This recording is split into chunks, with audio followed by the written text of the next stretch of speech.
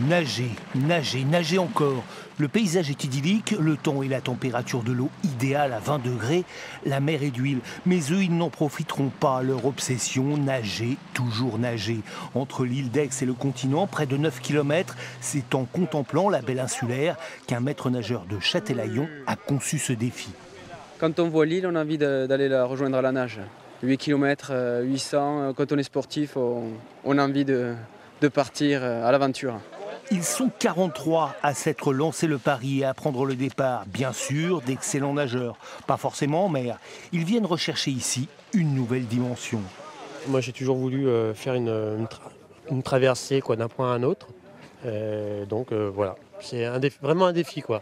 Je fais vraiment ça pour l'envie de le faire. Hein. Je vise pas un chrono, mais ouais, c'est un beau morceau, mais c'est motivant de faire ça en milieu naturel quand même.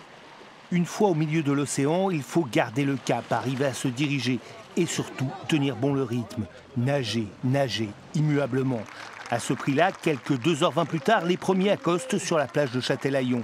Tout de même heureux d'en avoir fini avec la traversée et ses petits désagréments. Le plus dur, ça a été vraiment de gérer le mal de mer. Je pensais que ça allait aller. C'est vrai que le début c'était bien plat. Et quand il a commencé à avoir du jus, et je suis un habitué, j'ai plutôt l'estomac fragile. 2 derniers kilomètres qui étaient durs parce qu'il y a un petit courant de côté là. Avec le vent et du coup ça pousse, on est tout le temps en train d'essayer de choper le bateau. Dès le premier kilomètre, j'ai croisé une méduse et ça m'a fait un peu peur. J'ai essayé de me mettre dans les pieds de mes collègues pour qu'ils fassent le ménage avant moi. Mais bon, après, je suis partie toute seule.